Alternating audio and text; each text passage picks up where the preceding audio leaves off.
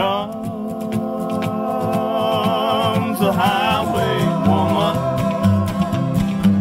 She comes with music for your soul, and then moves along. She moves along.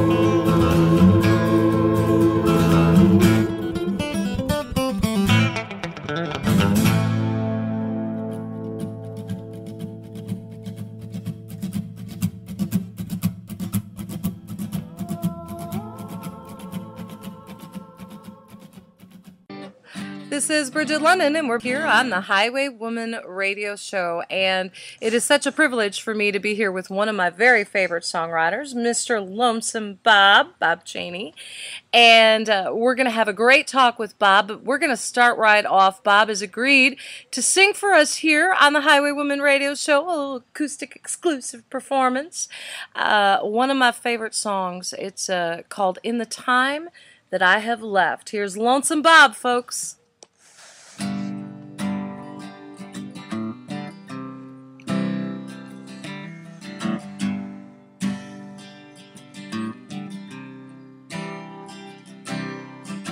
When I was a young man, I was busting at the seams. Moved to young man's mountains, I dreamed a young man's dreams. I wanted to be good, I wanted to be kind, I wanted to be brave and wise, and I wanted to be loved. If I could find the time.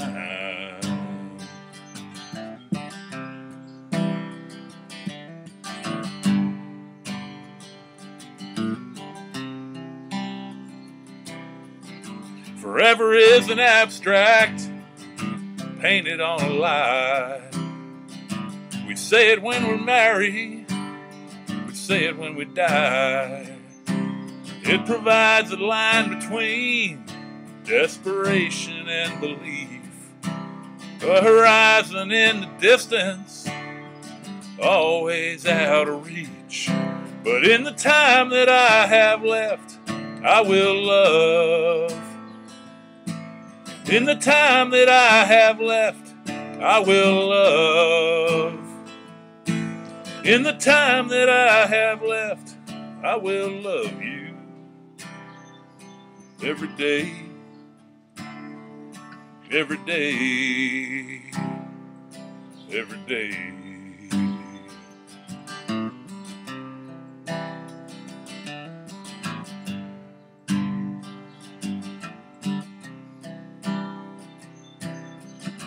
Blindly I pushed forward, stuck my head into the trap, built myself a house of cards and watched as it collapsed. I wanted no regrets about the things I might have done, but now I'm finding something wanting in the man that I've become.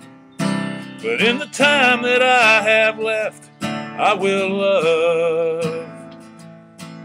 In the time that I have left, I will love. In the time that I have left, I will love you. Every day, every day, every day.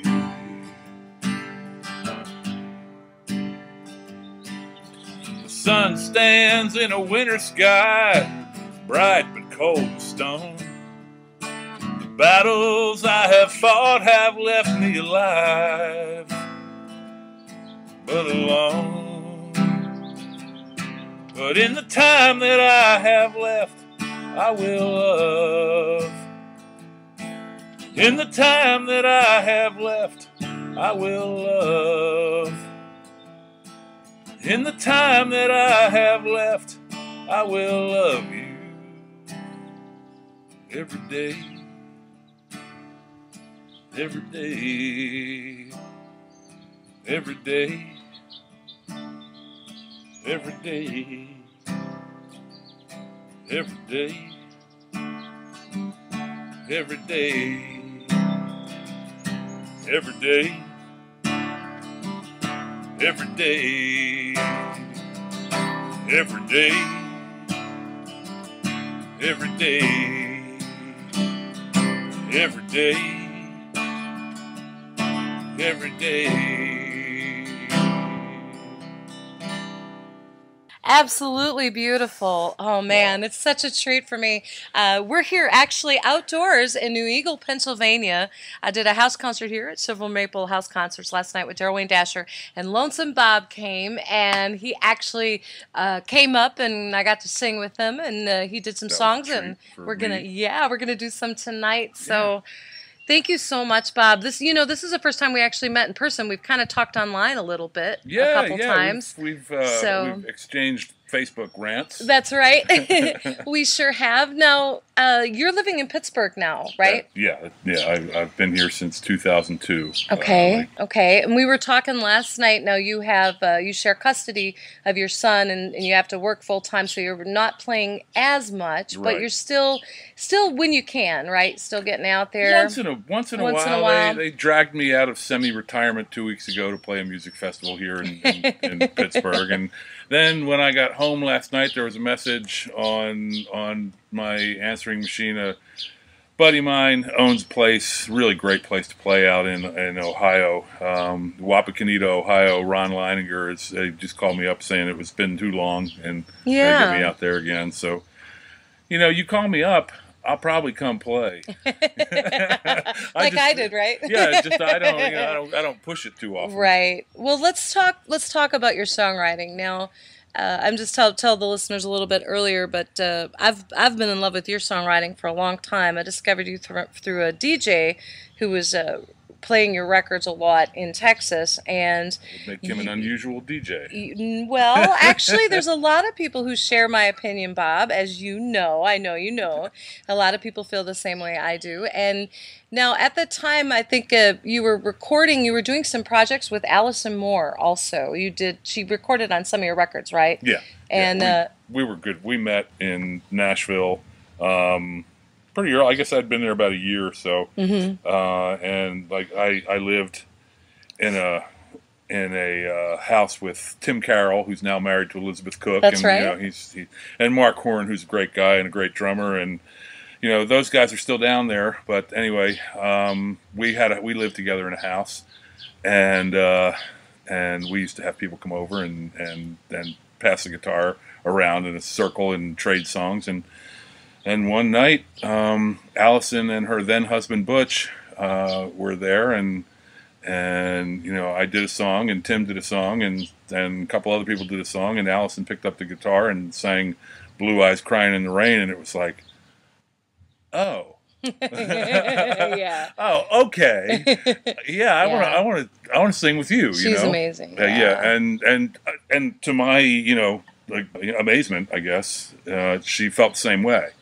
And we had sort of other personal things that built on our friendship. Right. So we just became fast friends, and I sang on one of her records, and she sang on my records, and she was my other singer, the person who sang in my band live in Nashville whenever I played in Nashville as well. So that's sort of the ballad of Bob and Allison. Well, you said something about being on the Grand Ole Opry. Was that with Allison? Yeah. What was that like? Well, it was amazing. She got asked to do it, and she asked me to do it, and she wanted to do an old Jesse Calder song, I Ain't the One. And asked me to do it, and of course. What do you say? He said, of course. But it was a funny story. We got out there, and this is a televised Saturday, version of the Opry, and I've never been on there before, and it's a duet, and Allison sings her part, and then I go up and I sing my part, and she does hers, and I walk up to the microphone and I sing the first line of the song, and nothing. I can hear none of my voice, and I had this, and I looked over at the monitor guy, and he goes, "Oh, and pops the button and turns my monitor on. But like for the first 3 seconds Oh, of man. my I'm introduction to Aubrey. the world Oh. of country music, there's this panicked look on my face. Oh my God! Just what you don't want to have happen. Yeah, right, Dr. exactly. Aubrey. You look, and I just sort of laughed, and we were on. Right. Well, that's very cool that you got to sing at the Opry. I think that's wonderful, and I love your voice. But I also, we have to stress too, your songwriting gift is really exceptional, and I kind of want to know a little bit, if you don't mind, kind of going into it. When did you start writing, and who do you think really impacted you as a writer? Wow. What other writers? Well, I'm old. Let's start there, okay? I started playing guitar when I was around 18, and as soon as I could change chords fast enough to write songs, my guitar playing development stopped. So I've been writing songs since I was 18, and banging the same 3-4 chords out, ever since then. Focus became writing the songs. Yeah, exactly. Yeah. And who did you listen to? Who got to you? Or who gets to you now? I'm sure some are the same and some different. Well, there's so many. I mean, Yeah. It runs the gamut from. Well, it's funny when I was a kid. I was 9 years old in 1965. Do the math.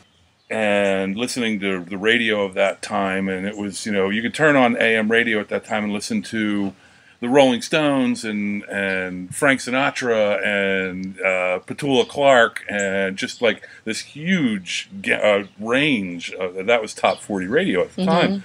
But I was really into rock and roll. I had the first album I ever bought was John Barleycorn Must Die by Traffic, and I would listen to mostly rock and roll. But when I picked up the guitar, my dad grew up on a tobacco farm in Virginia, and he would listen to the country stuff. And, that's what he listened to around the house. And when I picked up the guitar, that's what came out. It was really weird. And I was like the priest in The Exorcist, going like, no, I understand. I was reluctant, at that. But, eventually I sort of became comfortable with it. And now to get around to, to the people who influence my songwriting, gosh, it's been everybody from Tom Rush to Elvis Costello, I mean, it really, it's a huge range, and that's sort of the great thing about this thing we call Americana or alternative country or whatever. It allows for the entire range of experience. Right. Up, it allows you to put whatever influence you want in there. Guy Clark was a big influence. Yeah. Gosh. So were the Stones. Right. Dead Flowers was, is like this amazingly nasty country song. Well, I would think too, you're what I call an intelligent writer, like Chris Christopherson. I could imagine would appeal to you because he's an intelligent writer. As far as I'm concerned, he's America's greatest living songwriter. Yeah. He's just he's amazing. Yeah. He makes me. He listening to his stuff makes me want to write better and want to stop writing at the same time. Just yeah, I get it. Yeah, I love Steve Earle. All those guys. I mean, there really are. Tom Petty, Bruce Springsteen. I was a huge Bruce Springsteen fan. I grew up in New Jersey. Buck Owens, not that Buck wrote most of his songs, but he wrote a fair number of his own songs, or who he covered led you to. Yeah. I get you. Yeah. You can draw on any number of influences or any style of influence at any point in your songwriting, no matter what your influences are, no matter who you've listened to. When you get to the point in the song that you want to try something or you want to insert something, it just has to work in the song, and you have to have the ability to make that determination. Well, I'd love for you to do another song for us. Would you like to pick something to play, something you're feeling? Sure. You want to do? One of yours, of course. Okay. Obviously. Please. Let's see. This is... No, we have Lonesome Bob on, and we're going to watch us sing somebody else's song. Right. No, well, hey, like I said, there's a lot of really great songwriters out there. We want to hear one of yours, honey. All right. How about Do You Think About Me? Yeah. All right. This was one I wrote not too long after getting to Nashville. There's people saying I should try to get it to the Rolling Stones, but I mean that's like that conversation we were having last night. Hey, did you ever think of recording any of this Right, stuff? exactly. Hey, you should go on The Voice. Yeah, right. You should get that song to the Rolling Stones. As I heard Nashville, bless them, whoever they were, you need to be on that TV show Nashville. Thank you so much. Yeah. Have a good night. Rocket Bob. Lonesome Bob, folks, here on the Highwaywoman radio show. I'm Bridget London. We're going to be back talking with Bob right after this live performance.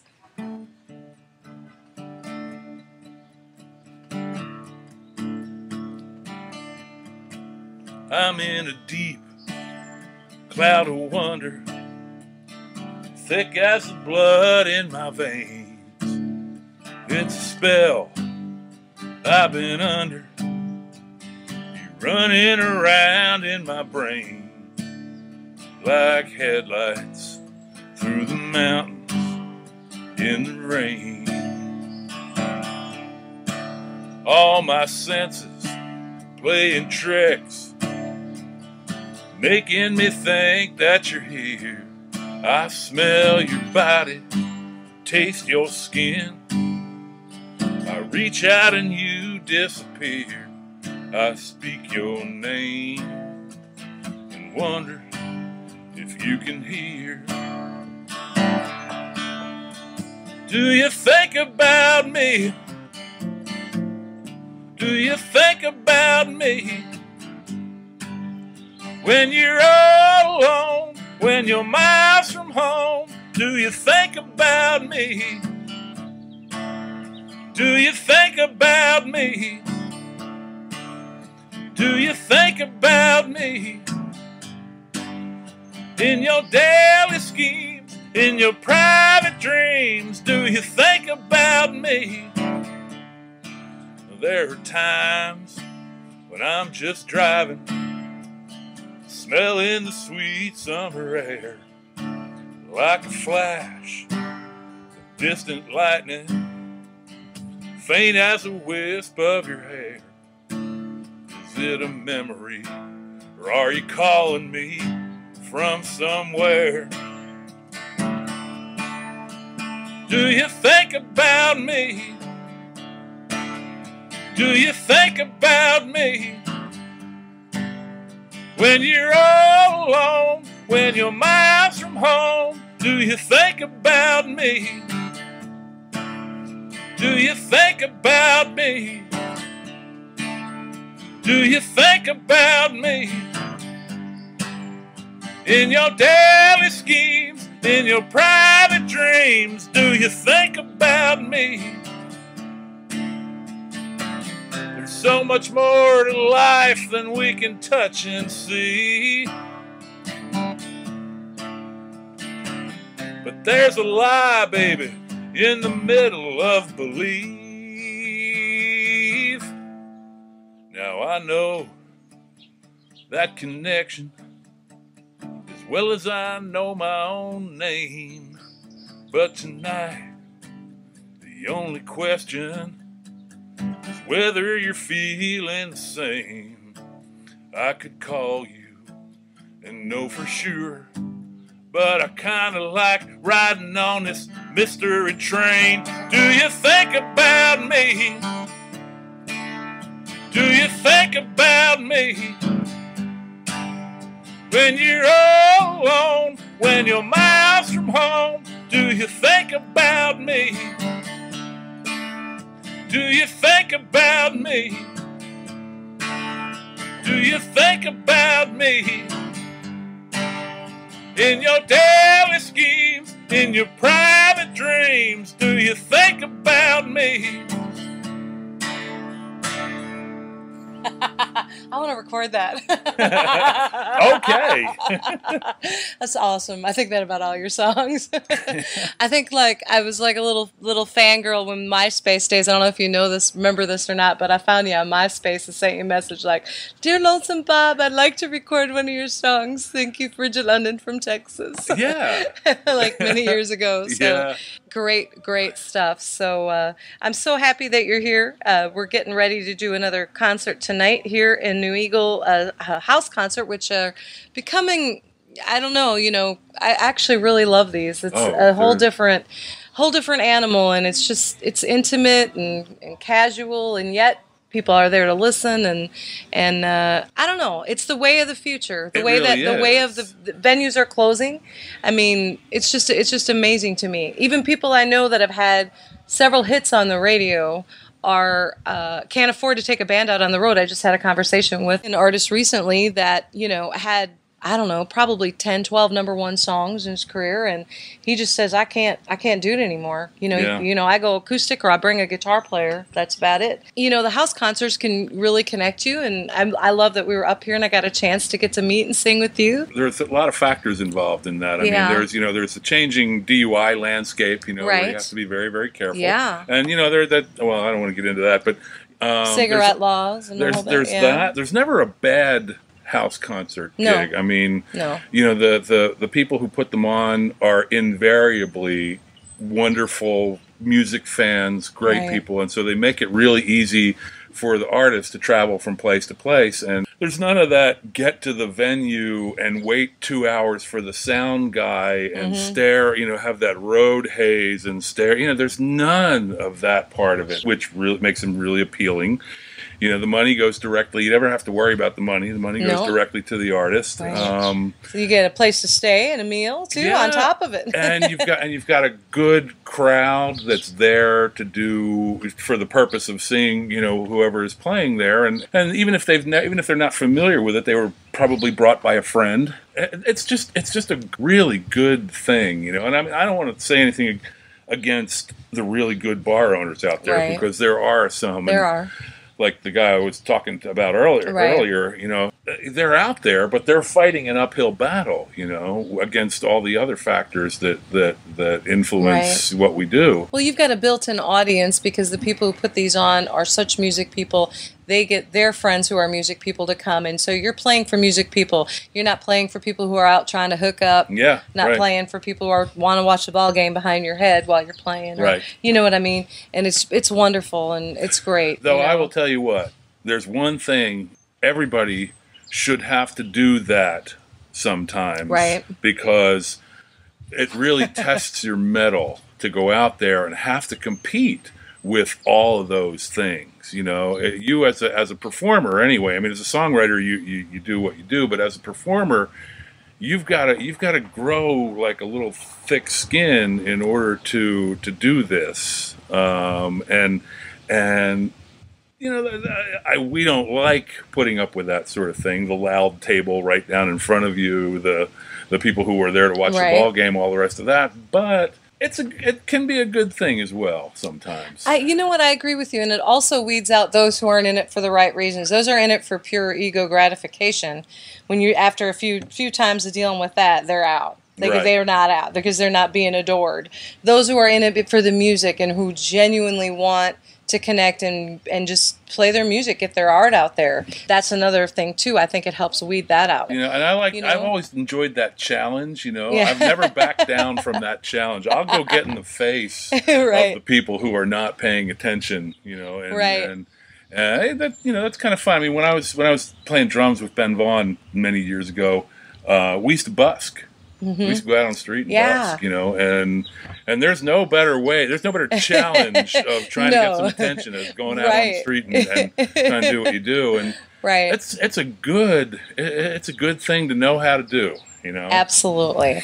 Now, can folks get your music, Bob? I know, your CDs have been You kind of mean hard. obtain it? Yeah. It's really hard. I am down to my last couple of Yeah. CDs for each of them. I've gotten to the point where I burn a greatest hits thing and sell it at shows sometimes. Yeah, it's just one of those things. And if I really wanted to, Redistribution and all that. well, if I wanted to really pursue it, if I had the time Mm-hmm. to write more and put another record out, I could probably get my label to reissue Right. the stuff that's already out there. They're pretty open-minded about that sort of thing, but they've got to have something to push Right. as well. Right. How about you pick one of your studio cuts for us to go out on? And if people want to find or get in touch with you, Bob, how can they? if they hear this and want to connect with you either for a show or get a hold of your music? Or Well, okay, I can give you my email address, my direct email address. All right. It's LLLL, that's 4 L's, OBO at yahoo.com. And LOBO is Lonesome Bob. right? So LLL 4 L's, OBO OBO at yahoo.com. at yahoo.com for Lonesome Bob, folks. And he's on Facebook. And it's been an honor to have you on the show, Bob. Thank you so much. Likewise, I'm happy to be here. As far as a cut to play, let's give him track 1 from Things Change, which is I Got Away With It. That's what I was kind of hoping you were going to say this. The first time I heard this song, I was like, oh my God, I love this guy. It kind of grabs you by the throat. Yeah, it's so great. I love it. All right, Lonesome Bob, folks, here is I Got Away With It. Thank you so much, Bob. Sure, my pleasure. Thank you.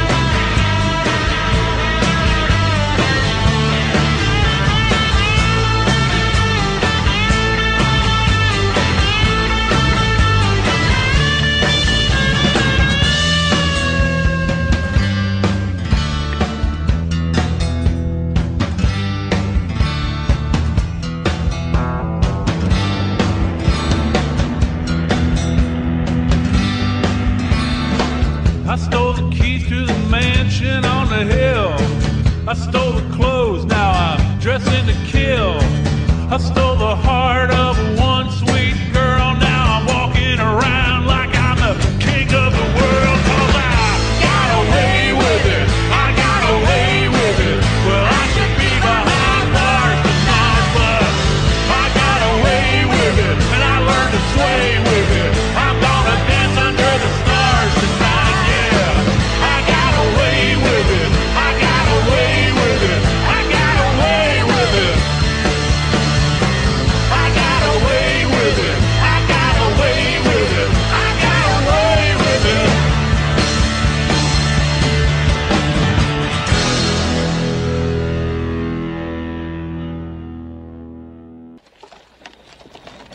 Thanks so much for tuning in. This is Bridget London, and this has been the Highwaywoman Radio Show.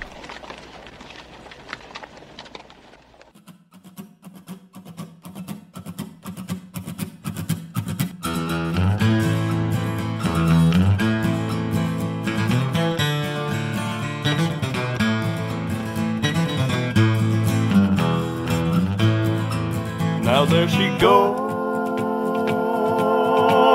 the highway woman, and she's brought music